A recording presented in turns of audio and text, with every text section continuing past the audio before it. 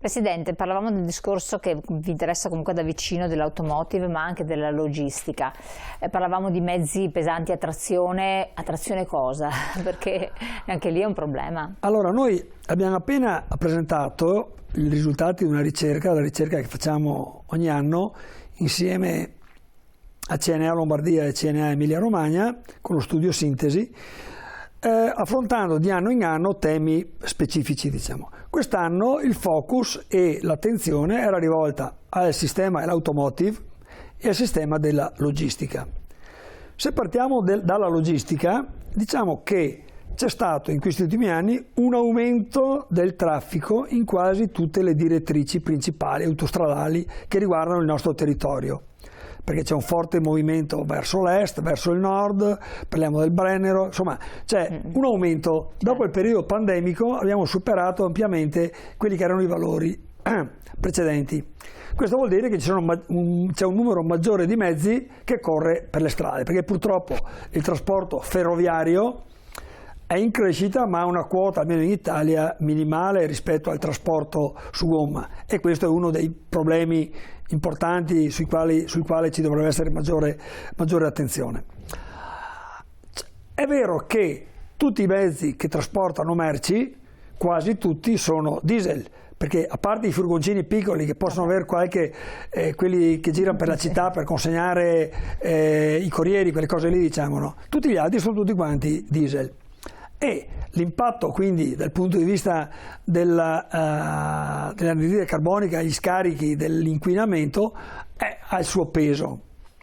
È anche vero però che i mezzi più moderni sono sicuramente meno inquinanti di un mezzo di 5 anni fa, di 10 anni fa, perché la tecnologia ha obbligato chiaramente al rispetto di tante regole e tante norme.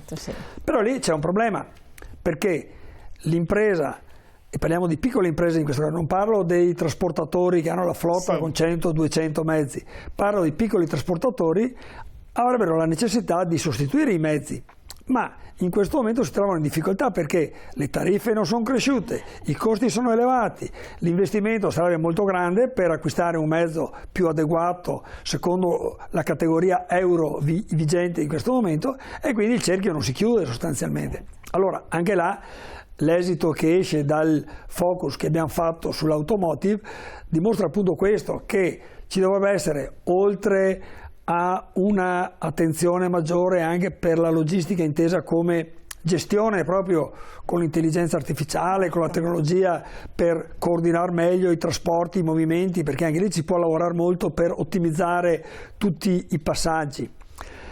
Ma un aspetto importante resterebbe quello del sostegno ai trasportatori affinché possano utilizzare mezzi migliori, e se non c'è un sostegno di qualche tipo o fiscale o a fondo perduto o di qualche altro tipo, è evidente che ci troveremo sta colonne di camion che camminano sull'autostrada, e sulle nostre direttrici ormai non ci sono 3 corsine, abbiamo quasi 2 occupate dei camion, ne resta una libera, soprattutto verso l'est e altro.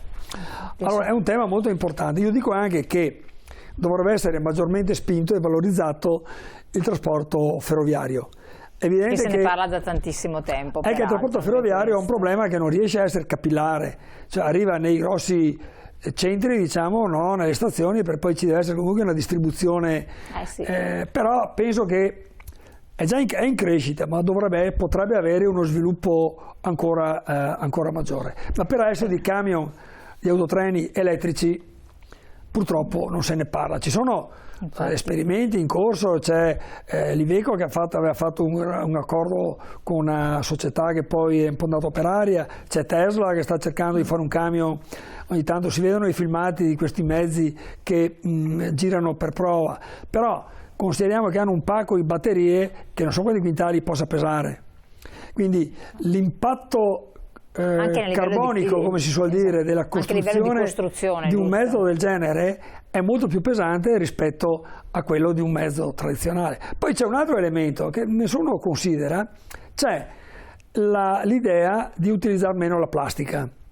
Sì. Allora, leggevo proprio qualcosa in questi ultimi giorni, una macchina elettrica mediamente per la sua struttura, diciamo, ha molta più plastica di una macchina endotermica con motore a benzina o diesel. Quindi poi c'è il problema dello smaltimento, c'è tutto il ciclo, diciamo, ci sono tantissimi elementi che dovrebbero essere considerati nel loro insieme, no? Ma poi bisogna farsi una visitina dove estraggono queste materie prime, cosa è successo a quelle zone, la zona deturpata dal punto di vista ambientale, la salute della popolazione coinvolta, il consumo di energia elettrica nella produzione di questi mezzi. Ci sono elementi veramente... È facile che io risparmio di qua, però cosa ho provocato dall'altra parte. Allora io dico, ci dovrebbe essere anche qua, l'Europa ha avuto un approccio sicuramente ideologico, hanno detto dal 2035 non si vendono più macchine col motore a benzina o diesel e tutto quanto deve essere fatto in maniera elettrica.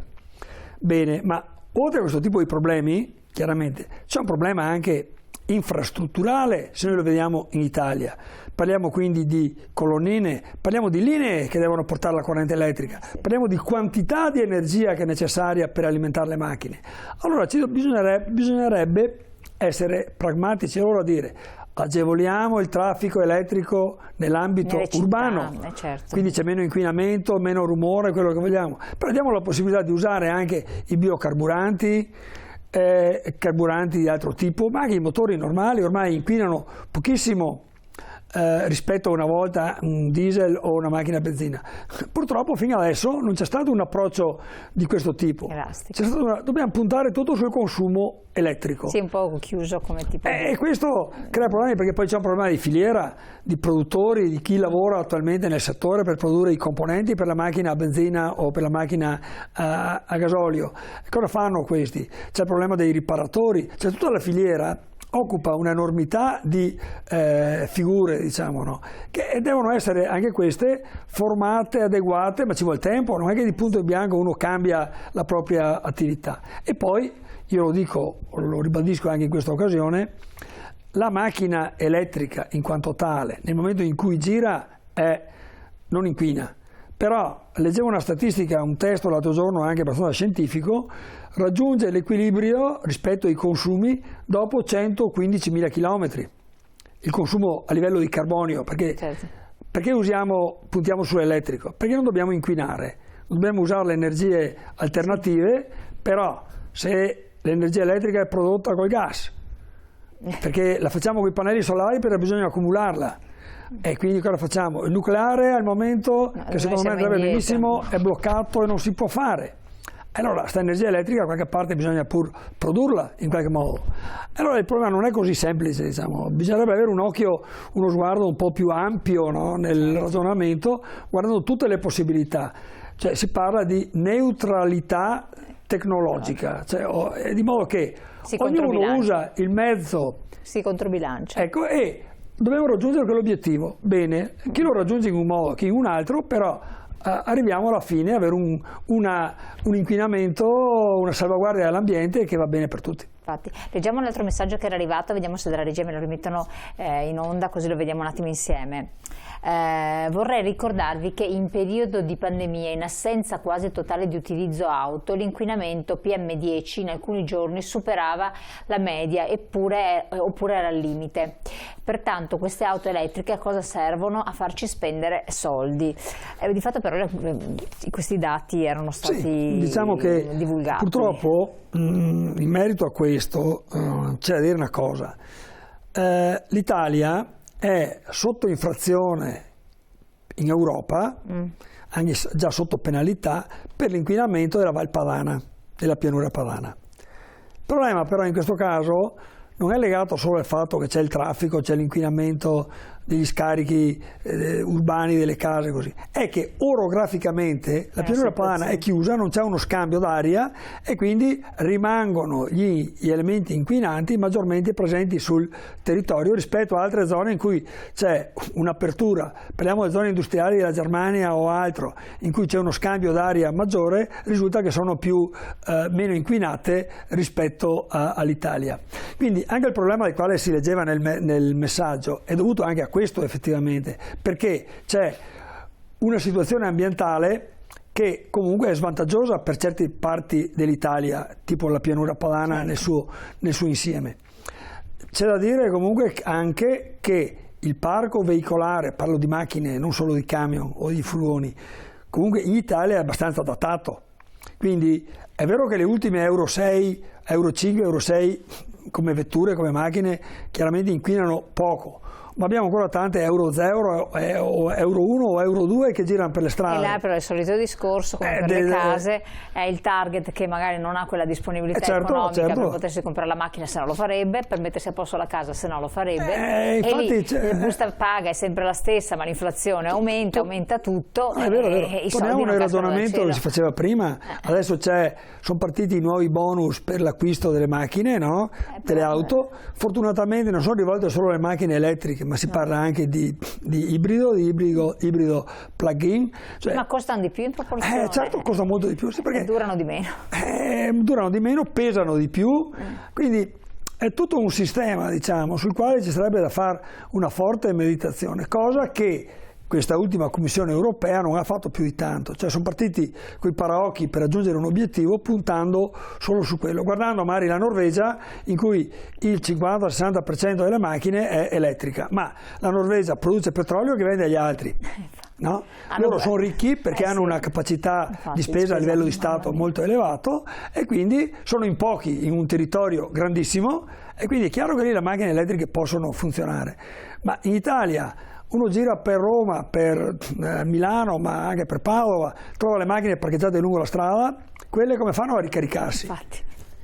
Perché non hanno neanche il garage per mettere la colonnina in casa, ammesso che volessero metterla, no? Quindi c'è un problema strutturale veramente molto, molto pesante e non è facilmente risolvibile così con una semplice idea messa su carta. Bisogna pensarci molto. Presidente, noi abbiamo affrontato diverse tematiche, alcune sono rimaste fuori ma non c'era il tempo sufficiente.